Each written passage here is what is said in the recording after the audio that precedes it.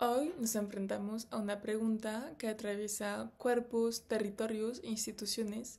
¿Quién puede decidir sobre la sexualidad y la reproducción y bajo qué condiciones sociales esa decisión se vuelve posible o imposible? Para esta conferencia tenemos el honor de recibir a la investigadora de la Universidad Nacional Autónoma de México, la UNAM, Itzel Sosa Sánchez, cuyo trabajo se especializa en los derechos sexuales y reproductivos de la mujer en el contexto mexicano. Su trabajo articula feminismo, interseccionalidad y análisis institucional, iluminando cómo las desigualdades de género, clase, raza y generación se expresan con especial fuerza en el ámbito reproductivo. Me complace entonces dar la bienvenida para su exposición titulada Derechos sexuales y reproductivos, interseccionalidad y violencia reproductiva institucional, hallazgos y reflexiones en el contexto mexicano. Sal, muy buenos días desde las dos desde México. Buenos Tú nos días. vienes a presentar pues un enfoque mexicano en la evolución de los derechos sexuales y reproductivos en Latinoamérica. Bueno, muchas gracias. Un gusto, Jan, por la invitación, por participar contigo con esta conferencia. Hoy preparé una presentación justamente que engloba un poco todos los hallazgos de investigación, las evidencias empíricas que, eh, que hemos bueno, estado produciendo, ¿no? En el contexto mexicano en particular. La ponencia se titula Derechos sexuales y reproductivos, interseccionalidad y violencia reproductiva e institucional. Y bueno, se presentarán estos hallazgos, estas evidencias y algunas reflexiones al final en el contexto mexicano. Bueno, eh, empezaremos con el andamiaje y bueno, ahí es muy importante señalar que el ámbito reproductivo es un espacio donde se intersectan distintas formas de violencia y esto suele agudizarse en poblaciones jóvenes, especialmente en poblaciones jóvenes pertenecientes a contextos socialmente desfavorecidos. Y otro señalamiento importante para lo que se va a presentar es que los regímenes de reproducción en general están articulados simbólicamente y políticamente con los de sexualidad y con los de cis heteronormatividad, ¿no? Entonces, en cuanto a las sexualidades y la reproducción, bueno, en los abordajes que hemos hecho para producir y generar todas estas evidencias, bueno, parten de considerar que tanto la sexualidad como la reproducción están inmersas en las relaciones de poder que gobiernan el ordenamiento jerárquico global de las sociedades, donde están interviniendo distintas condicionantes, ejes de subordinación y privilegio, como llaman las feministas interseccionales, y bueno, también condiciones políticas, ¿no? Y esto configura quién tiene el derecho de hacer qué a quién en el ámbito de las sexualidades y también condiciona quién y bajo qué condiciones es considerado, considerada un sujeto legítimo de reproducción, ¿no? Y esto nos alude, o lo que pone sobre la mesa, es el carácter socialmente estratificado de las sexualidades y de la reproducción. Igualmente, asumimos que son ámbitos donde se expresan desigualdades sociales de género, generación, étnico-raciales, etcétera, muchas de ellas con carácter estructural, y también ahí pues tenemos expresiones de relaciones de poder que configuran su organización social y también como condicionan la política sexual y reproductiva, así como los regímenes de sexualidad y reproducción prevalecientes que ya comentaba un poquito antes. Bueno, también es muy importante para nosotros cuando hablamos de estratificación sexual y reproductiva subrayar el carácter político de estas sexualidades y también de la reproducción.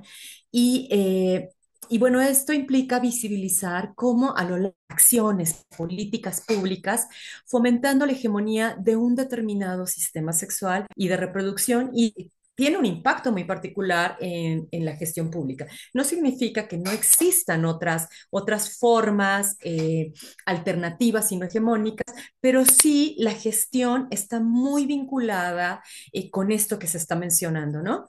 Y esta gestión, bueno, hay que señalar que en la misma intervienen distintas instituciones sociales, médicas, educativas, religiosas, familiares, y también los medios de comunicación, yo creo que cada vez más también, construyendo consensos y discursos hegemónicos al respecto.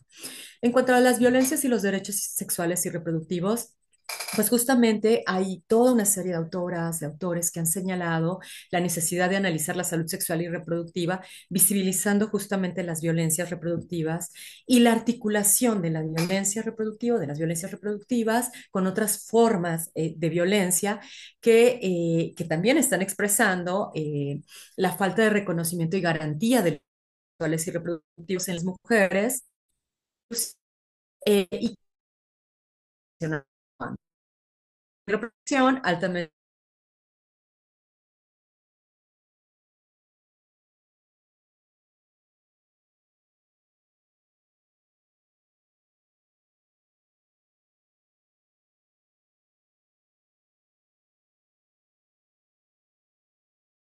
También involucra reconocer el contexto de condiciones sociales y socioestructurales donde las elecciones o no elecciones de las mujeres tienen lugar.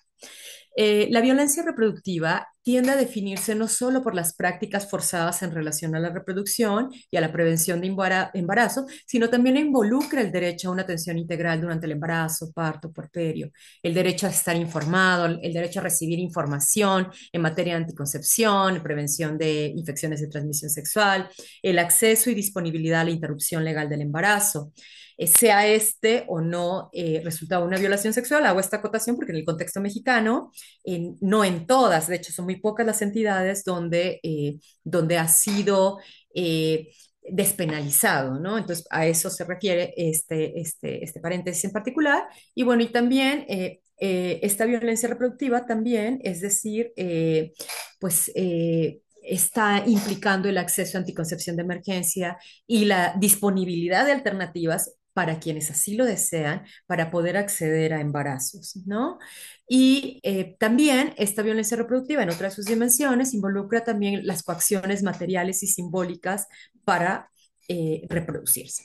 Bueno, el objetivo de esta presentación es presentar resultados de investigación en particular de un estudio cualitativo con mujeres jóvenes realizado en 2020 en Cuernavaca entre finales de 2019, principios del 20, hasta que nos encerraron en la pandemia, con mujeres jóvenes de 15 a 29 años de edad, con al menos una experiencia de embarazo adolescente en municipios del estado de Morelos con altas tasas de fecundidad adolescente. Los municipios que se incluyeron fueron Azochapa, Puente de Ixtla, Tlalnepantla, Tlayacapan y Cuernavaca, ¿no? De estos municipios, Cuernavaca es el más urbanizado y el resto está considerado como lugares semiurbanos rurales.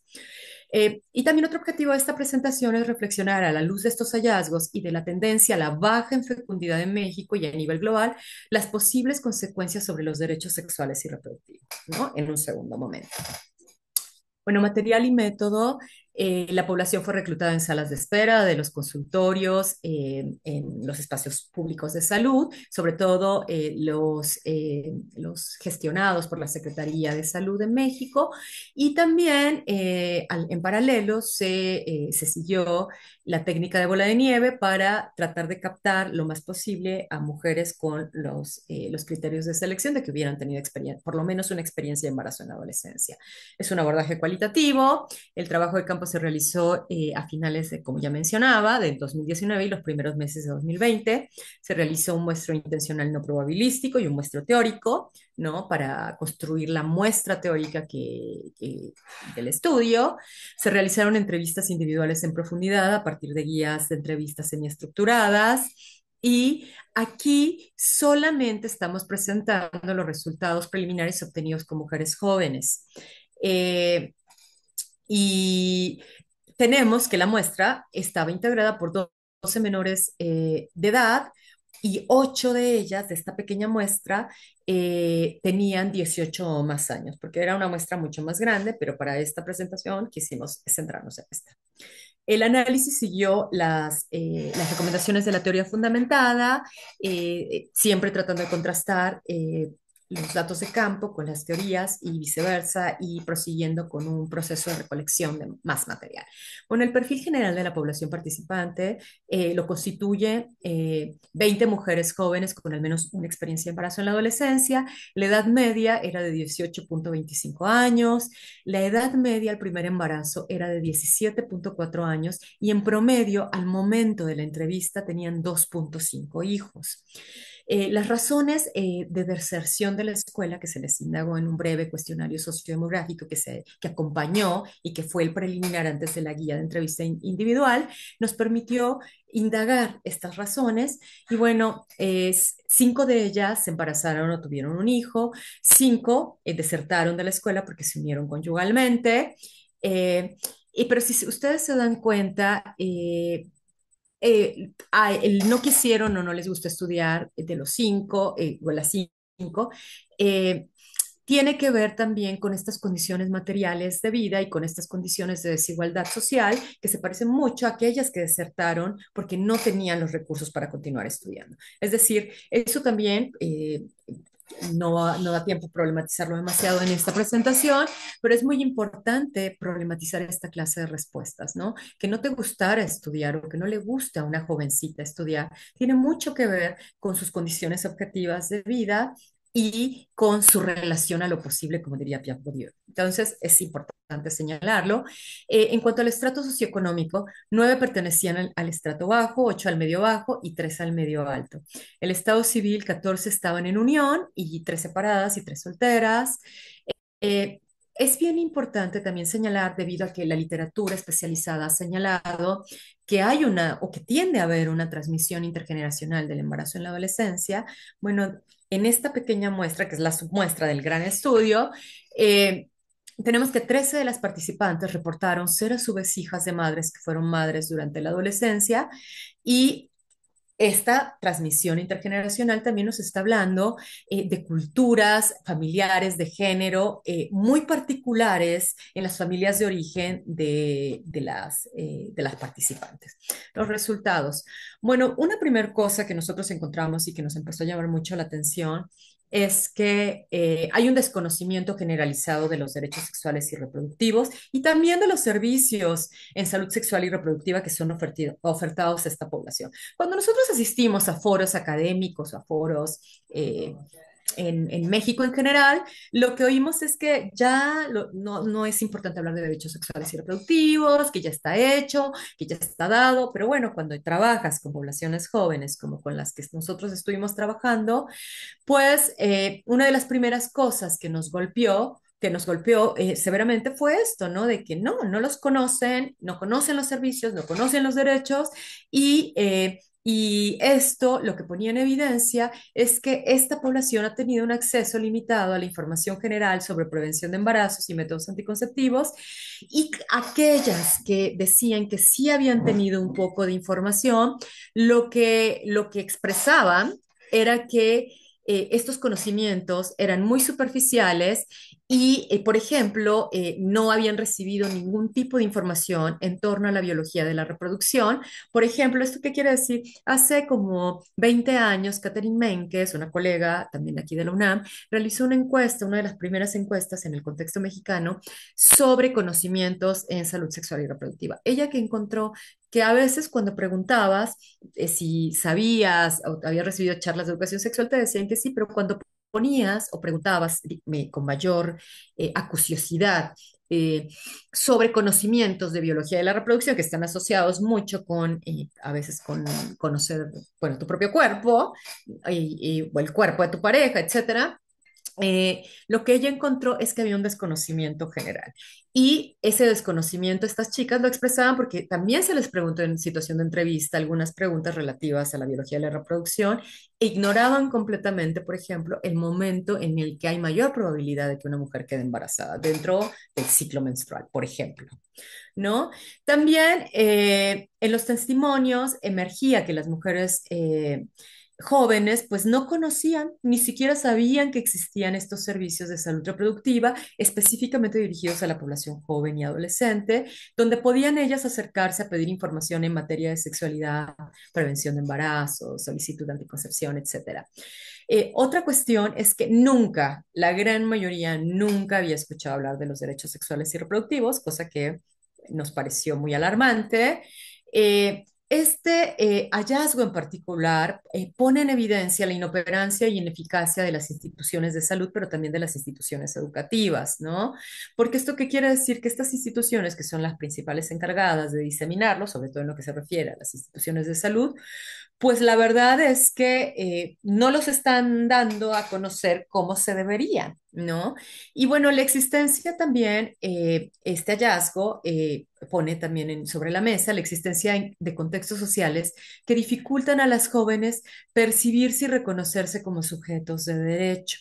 ¿No? Y esto porque, insisto, ¿no? Porque muchas veces en los contextos sociales tan restringidos y de las familias de origen y de los contextos donde estas chicas provienen, pues son poco compatibles con o sea, la noción de tener derechos y de ser sujeto de derechos es poco compatible con estas condiciones objetivas de vidas precarias, ¿no? Y de alguna manera, pues hay una dificultad para que estos derechos adquieran inteligibilidad, ¿no?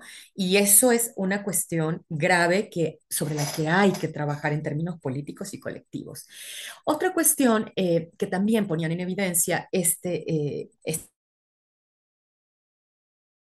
resultados es el continuum de violencias, entre ellas las institucionales, que configuran este desconocimiento entre la población joven, la escuela, el sector salud y los contextos comunitarios y familiares.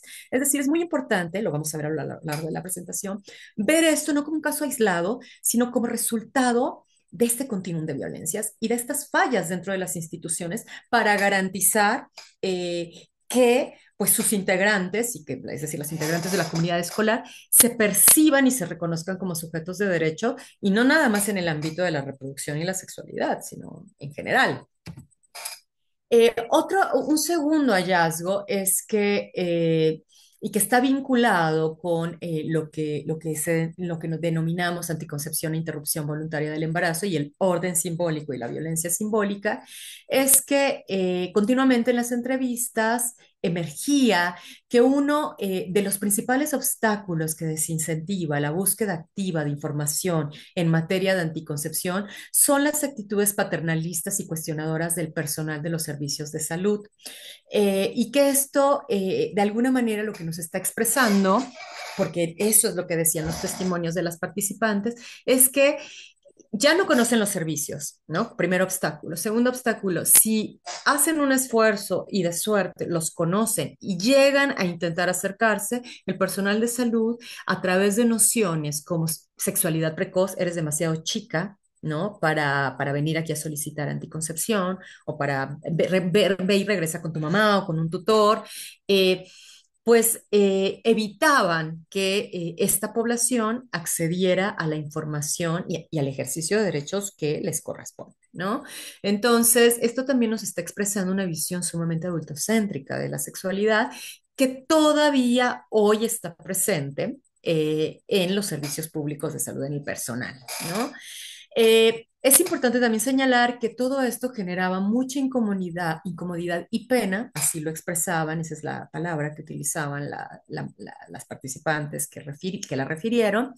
Eh, en tanto, estas jóvenes mujeres, tienden a sentir cuestionadas sus necesidades en materia de información sobre anticoncepción y salud sexual y reproductiva, ¿no? Porque también es muy importante señalar que cuando se les preguntaba, no, bueno, ¿y tú por qué has ido? No, pues sí he ido aunque me da pena, o no he ido porque me da pena, ¿no? Entonces también ese es un punto importante a problematizar que vamos a presentar también, porque el hecho de que alguien sienta pena de ir a solicitar un servicio para el cual tiene derecho, pues nos está hablando de un sentido de la inadecuación moral y social que solamente puede ser entendida en el marco de esta visión adultocéntrica de la sexualidad que expresan los encargados los y las encargadas de proporcionar esta información, ¿no? Entonces, esto también es muy importante señalarlo. Bueno, y la pena, por ejemplo, hay un testimonio de una chica, de una mujer de 15 años, madre adolescente, bueno, que había sido madre en la adolescencia, y, y le preguntamos, bueno, ¿qué obstáculos crees que enfrentan los adolescentes para acceder a métodos anticonceptivos? Y ella contestaba, muchas veces nos da pena ir al centro de salud a pedirlos. Entonces, el sentir pena, vergüenza, refleja este adecuamiento a la normatividad emocional latente y socialmente compartida y conectada con la estructura social y que solo es inteligible en el marco de regímenes de sexualidad y reproducción sumamente adultocéntricos, ¿no? Entonces, esto es importante señalarlo. En cuanto, para nosotros fue muy importante vincular la violencia simbólica con el origen de esta pena, ¿no? La pena, la vergüenza en estas situaciones sociales tiene que vincularse teórica y conceptualmente, pero también empíricamente, con visiones adultocéntricas de la sexualidad, con el orden simbólico y la violencia simbólica, porque la pena en estas narrativas emerge como una parte central de las estructuras de control cotidianas sobre los cuerpos y la sexualidad de las mujeres y de estas poblaciones jóvenes, lo que puede derivar en la ocurrencia de un embarazo no deseado, ¿no? Y bueno, esta pena resulta también de distintas acciones pedagógicas y formas mucho más sutiles de violencia simbólica orientadas a la producción de hábitos de género y de clase social, generando ciertas disposiciones y esquemas de percepción y evaluación de las situaciones que se desprenden del orden simbólico dominante y de cómo se construyen y piensan las sexualidades prematrimoniales, especialmente durante la adolescencia. Otra cuestión que también está muy vinculada es lo que nosotros denominamos en un tercer momento como violencia simbólica y reproductiva e interrupción voluntaria del embarazo. En cuanto a la interrupción voluntaria del embarazo, en la mayor parte de las narrativas de nuestras participantes emergía como la salida fácil ante un embarazo en la adolescencia no planeado. ¿No?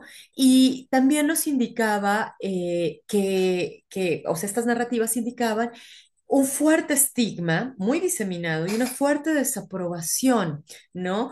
Porque ellas continuamente, como regularidad empírica, nos decían es que, pues no nada más se puede hacer una interrupción voluntaria solo porque la mujer no quiere estar embarazada, ¿no? O sea, lo veían como incorrecto, como socialmente inadecuado. Una vez más, muy pocas participantes expresaron en situación de entrevista individual haber experimentado o siquiera pensado en una interrupción voluntaria de embarazo. Probablemente también esto esté asociado con que al ser un tema particularmente sensible en un contexto como el mexicano, también contestaban de alguna manera lo que pensaban que era lo socialmente adecuado a responder de inicio. Pero en otros estudios que hemos realizado hemos encontrado esta misma consistencia, ¿no? De que hay una desaprobación, una inadecuación moral consistente en torno a la interrupción voluntaria del embarazo. En cuanto, también otra cuestión que es importante es que muy pocas de estas participantes que experimentaron un embarazo en la adolescencia expresaron haber pensado en esa opción, pero nunca ninguna de ellas enmarcó la posibilidad de que esto fuera un derecho reproductivo, ¿no? O sea, es desaprobado, eso es malo, nunca, o sea, porque, o sea, es decir, en el sentido de que ni siquiera había, bueno, yo no estoy de acuerdo o no me interesa, pero reconozco que es un derecho reproductivo, nunca en poblaciones jóvenes, ¿no? Y esto es un punto muy importante en términos de política pública y intervención, pero también de todo lo que nos falta en términos de desafíos, ¿no? En el contexto mexicano. Bueno, eh, entre las pocas que llegaron, de las participantes que llegaron a plantear esta posibilidad en sus entornos cercanos, es decir, con los padres y o con la pareja, absolutamente fueron rechazadas y recibieron una desaprobación total e incluso amenazas y presiones para cambiar de opinión. En los contextos de estas chicas era mucho más grave la sola idea de pensar en la posibilidad remota de no querer estar embarazadas que el embarazo per se. Y eso, bueno, nos está hablando de contextos eh, familiares y de origen muy generizados, muy normalizados en este sentido, ¿no? Y donde, bueno, sí, la cuestión no solamente de los derechos sexuales y reproductivos, sino de derechos, ya, bueno, y lo que hablábamos en las diapositivas anteriores, pues no es compatible con ciertos contextos de precariedad social. Entonces, por ejemplo, una chica nos decía es que mis papás no apoyan el aborto y decían que estaba muy mal. Yo les dije que iba a abortar y mi papá es muy religioso. Me dijo que no, que era un pecado. Le dije que no era considerado aborto a las 3 o 4 semanas y me decían que no, que iba a tener ese niño, que si hacía algo para intentar abortar, ahora sí que me iban a correr de la casa, que yo no me iban a aceptar como su hijo.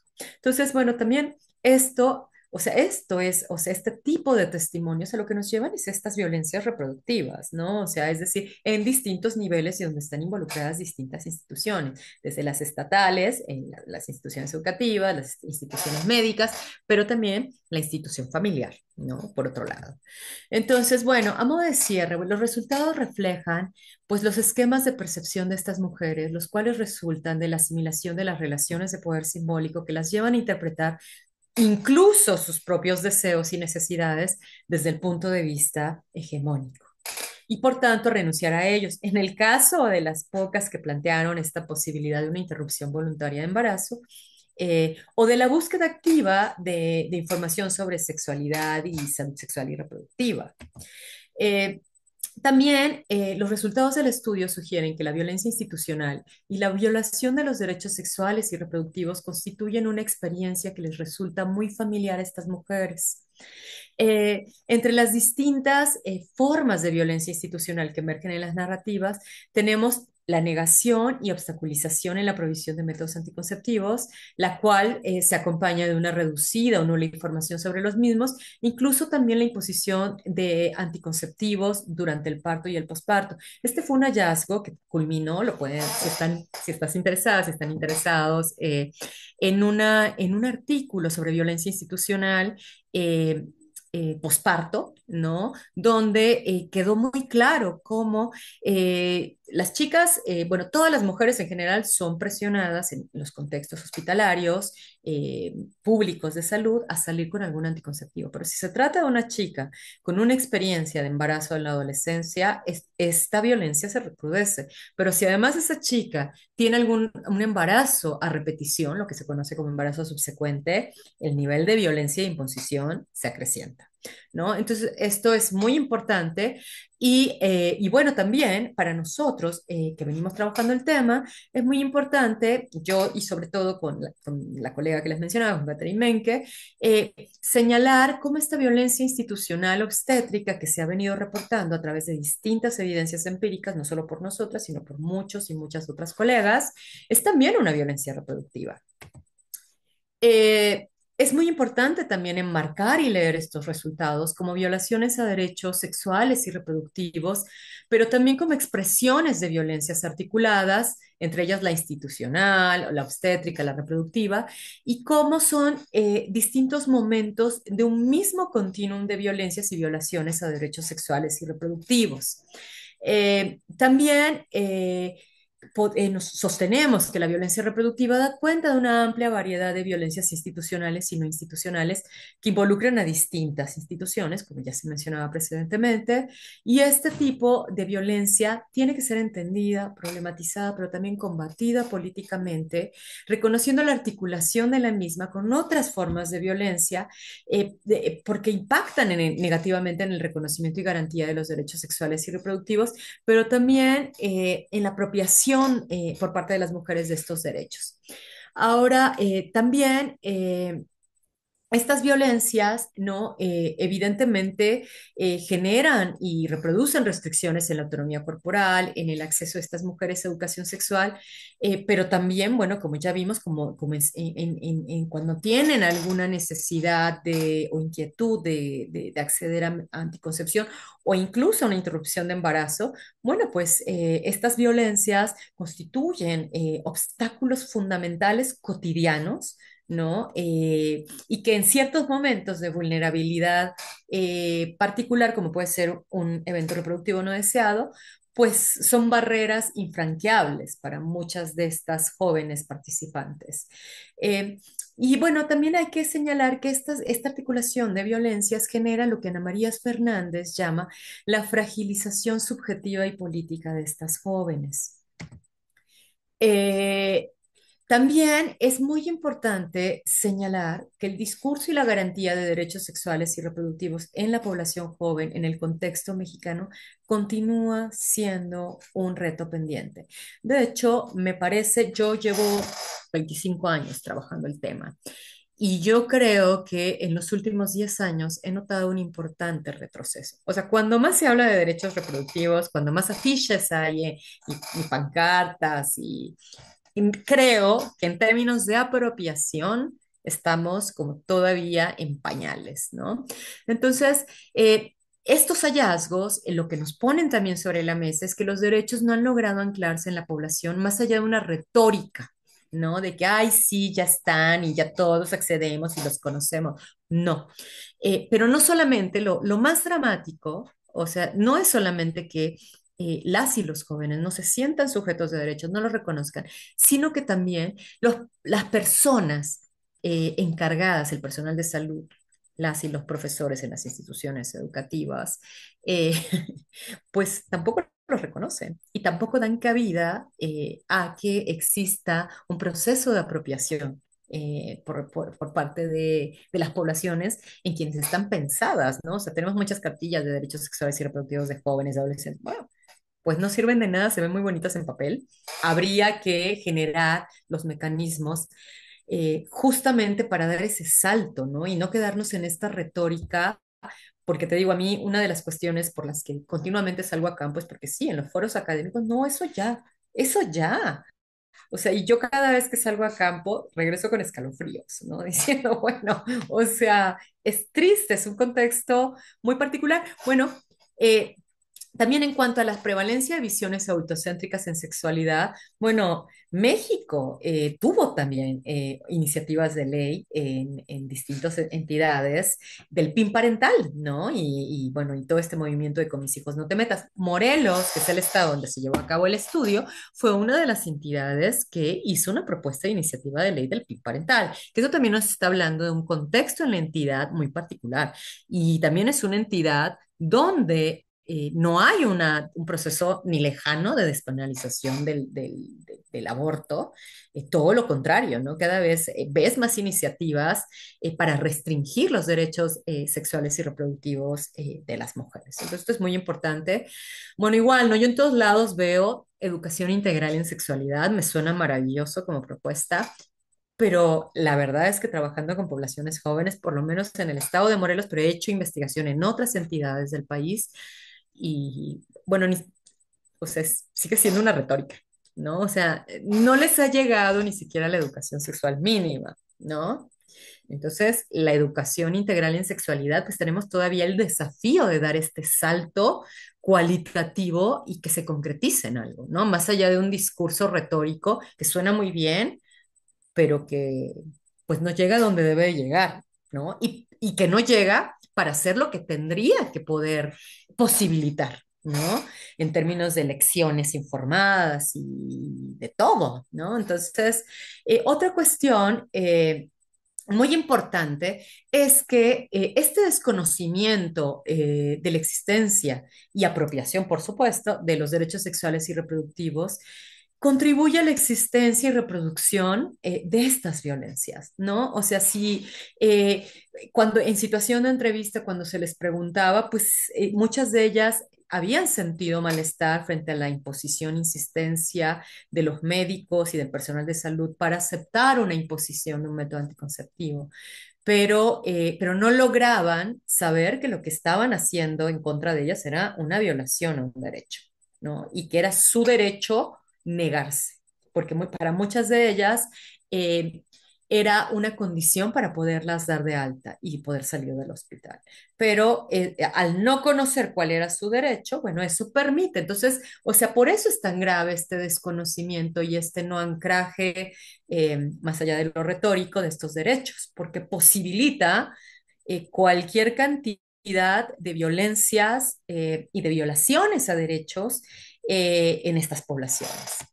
Eh, bueno, y también los derechos sexuales, esto tiene que ver como un poco de la reflexión del estudio y de estudios similares que hemos realizado en el contexto mexicano, pero también de que yo en particular estoy muy preocupada, y varias colegas que hemos expresado esta preocupación en términos de derechos sexuales y reproductivos en tiempos de baja fecundidad y desafíos de justicia reproductiva. Bueno.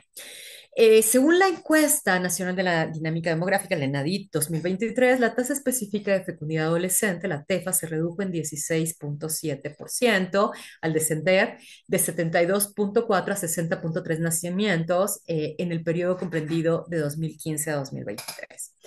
También la tasa global de fecundidad pasó de 2,01 en 2018 a 1,7, 1,6, dependiendo del cálculo, en 2023. Bueno, y aquí hay unas preguntas muy importantes que en términos de si se nos está planteando un cambio de régimen de reproducción y que lo que esto puede implicar en términos de derechos sexuales y reproductivos para las mujeres. Yo digo esto porque también cuando salen los resultados de la encuesta me empiezan a llamar de distintos periódicos para entrevistas y demás.